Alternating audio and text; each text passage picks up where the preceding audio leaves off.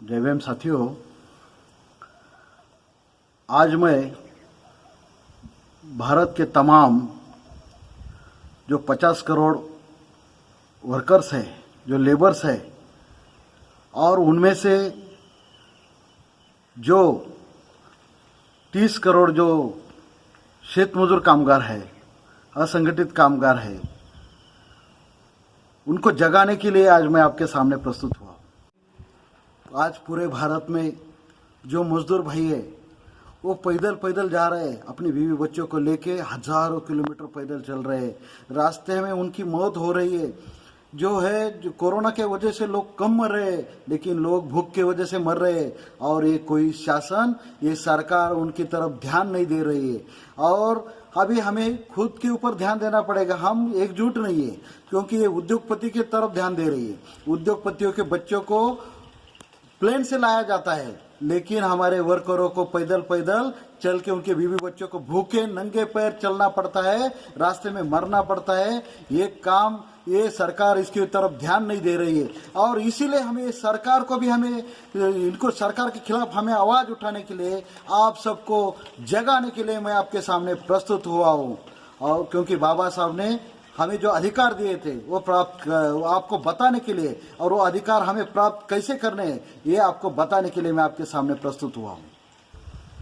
बाबा साहब ने बड़ी मेहनत से, जब बाबा साहब 27 जुलाई 1942 को जब बाबा साहब भारत के वाइसराय के मंत्रिमंडल में जब लेबर मिनिस्टर हुए, तभी बाबा साहब ने वर्करों के हित में मिनिमम वेजेस एक्ट लाया, बाबा साहब ने फैक्ट्री डिस्प्यूट एक्ट लाया। और आज ये क्या हो रहा है? आज ये भारत की जो सरकार है, आज ये कोरोना के नाम पे, ये लॉकडाउन के नाम पे इन्होंने पूरा वर्करों का जो कामगार है, कामगारों को शोषण करने का काम किया है। इन्होंने आज जो है फैक्ट्री डिस्प्यूट एक्ट पूरी तरह से इन्होंने खारिज कर दिया। इन्होंने जो है मिनिमम डेली वेजेस एक्ट, जो मिनिमम वेजेस एक्ट था, वो खारिज कर दिया।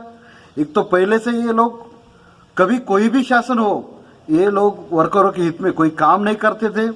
क्योंकि जब बाबा साहब ने 1942 को जब बाबा साहब लेबर मिनिस्टर बने, तब जब बाबा साहब ने ये जो मिनिमम वेजेस एक्ट का निर्माण किया था, और उस टाइम में प्रावधान ये था, अगर कोई आदमी, कोई उद्योगपति किसी वर्कर को अगर किमान वेतन नहीं देता है, मिनिमम वेतन नहीं देता है, तो उसको उस टाइम में 500 रुपया फाइन लगता था।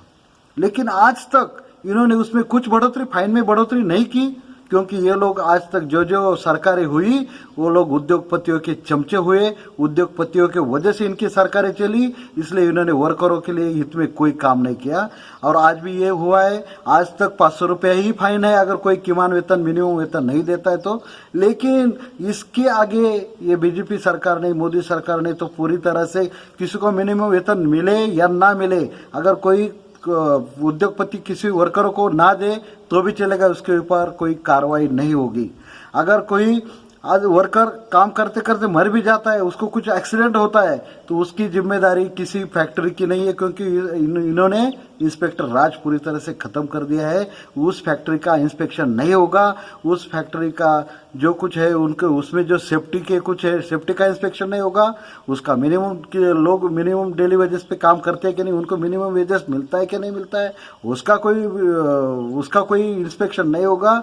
इंस्पेक्टर राज खत्म करने के नाम पे और उद्योगपतियों की चापलूसी करने के नाम पे इन्होंने लॉकडाउन का और इस कोविड-19 का पूरी तरह से फायदा उठा के पूरे वर्करों को नेस्त नाबूद करने का काम इस मोदी गवर्नमेंट ने किया है। और हमें अभी एक तो पहले से हमें जो हमारे शेत मजदूर भाई थे, जो आज जो 50 करोड़ जो असंगठित कामगार है, उनमें से 30 करोड़ जो भारत के 30 करोड़ जो तमाम जो शेत मजदूर वर्कर्स है, वो तो 100 रुपये और 150 रुपये पे काम करते। उनको तो पहले से डेली वेजेस मिलता, मिनिमम वेजेस नहीं मिलता था, पहले से उनका शोषण होता था। अभी भारत में, भारतीय संविधान में इसका प्रोविजन किया है, और इसमें ILO convention, international labour organization में इनका कन्वेंशन हुआ है। उसमें भी अगर ये मानवाधिकारों के खिलाफ ये लोग काम कर रहे हैं, ये सभी काम करते हुए हम लोगों को ये सोचना पड़ेगा जैसे ही लॉकडाउन खत्म होगा, हम सारे वर्करों को एकजुट होके इसके खिलाफ हमें एक्शन लेना पड़ेगा, क्योंकि बाबा साहब की वजह से हमें जो सारे प्रोविजन मिले थे, हमें जो प्रावधान मिले थे, जैसे कि हमें बाबा साहब ने जो मिनिमम वेजेस एक्ट था, बाबा साहब ने जो 8 घंटे की ड्यूटी की थी, पहले 14 घंटे काम करना पड़ता था, बाबा साहब की वजह से 8 घंटे हुआ। और अभी ये सरकार ने फिर से, अभी राजस्थान सरकार है हो, मध्य प्रदेश सरकार हो, या ये जो है गुजरात सरकार है, इधर 8 घंटे का काम 12 घंटे तक किया है। मतलब फिर से शोषण करने का काम ये सरकार कर रही है। और दुनिया में शोषण कहीं भी हो, शोषण के खिलाफ आवाज उठाना हमारा कर्तव्य है। हमें एकजुट होकर लड़ना पड़ेगा। और हम सभी जो वर्कर संगठन चलाते हैं, सभी को हम अपील करते हैं, क्योंकि अभी हमें लड़ना है। अभी हम जो है एकजुट होके हमारी जो लड़ाई है, हमारी लड़ाई अभी जो उद्योगपतियों के खिलाफ है, क्योंकि इस सरकार ने ये जो 68,000 करोड़ रुपया उद्योगपतियों को, पूंजीपतियों को उन्होंने उनका कर्जा माफ कर दिया, लेकिन इधर के वर्करों का जो महंगाई भत्ता बोलते हैं, महंगाई भत्ता है, डेली अलाउंस डीए बोलते हैं, वो सभी कैंसिल कर दिया, वो सब रद्द कर दिया। मतलब ये सब वर्करों के, कामगारों के खिलाफ काम करने वाली सरकार है। उनको पूरी तरह का उनका शोषण करने का यही एक काम है। और मैं तो ये बोलता हूँ, इनके खिलाफ अगर हम इंटरनेशनल कोर्ट में या इंटरनेशनल ह्यूमन राइट में हम जाएंगे, इनके खिलाफ हमें कार्रवाई करनी पड़ेगी, क्योंकि ये गवर्नमेंट इधर आदमियों का शोषण करती है, वर्करों का शोषण करने वाली सरकार है। इन्होंने टैक्स उनको लगाना चाहिए था। अगर कोविड-19 में इनको टैक्स वो उद्योगपतियों को लगाना चाहिए था, लेकिन उनको खड़ा करते करते इन्होंने सभी वर्करों को नेस्त नाबूद करने का जो काम किया है, हम उसका निषेध करते हैं। और इसके आगे अभी तो हमने बोला था, पिछले टाइम ने हमने 14 जनवरी 2020 को हमने आंदोलन किया था नासिक में, क्योंकि जो देश के पूरे जो शेत मजदूर है, उनको किमान वेतन मिनिमम वेजेस नहीं मिलता है, उनको मिलना चाहिए। उनके लिए शेत मजदूर महामंडल स्थापन करना चाहिए। इसके लिए हमने आंदोलन किया था। अभी तो हमें उसके लिए हमें जो है, हमारी जो संगठन है राष्ट्रीय शेत मजदूर संगठन, उसकी तरफ से हमने आंदोलन किया था। और हम जो संगठन चलाते, राष्ट्रीय शेत मजदूर संगठन और राष्ट्रीय माथाडी जनरल कामगार संगठन, इनके माध्यम से हम अभी हमारी लड़ाई आगे जारी रखेंगे। और जरूर इसके आगे हमारे राष्ट्रीय शेत मजदूर संगठन, राष्ट्रीय माथाडी जनरल कामगार संगठन, हम सबसे अपील करते हैं, अभी जो देश के तमाम जो वर्कर्स है, जो शेत मजदूर है, जो असंगठित कामगार है, सबने आपने एकजुट होना है। अभी आप नहीं जागेंगे तो आप खत्म हो जाओगे, और आपको खत्म करने का काम ये मोदी सरकार कर रही है।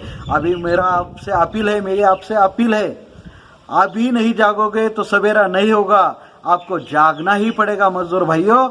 और ये मेरे आपसे गुजारिश है, आप जागोगे और पूरा देश जागेगा। पूरा देश ये हम दिखा देंगे, वर्करों की ताकत, मजदूरों की ताकत हम दिखा देंगे, क्योंकि हम इस देश में आधे से ज्यादा वर्कर्स हम हैं। इस देश को चलाने की ताकत हमारे अगर है, तो इस देश को बंद करने की ताकत भी हम रखते हैं। और हम ये दिखा देंगे, हमारे खिलाफ अगर ये कोई सरकार कोई कार्रवाई कर रही, साजिश कर रही, इस कार्रवाई का, साजिश का हम पुरजोर विरोध करेंगे। और इसके लिए हमें जैसे ही अभी एक साथ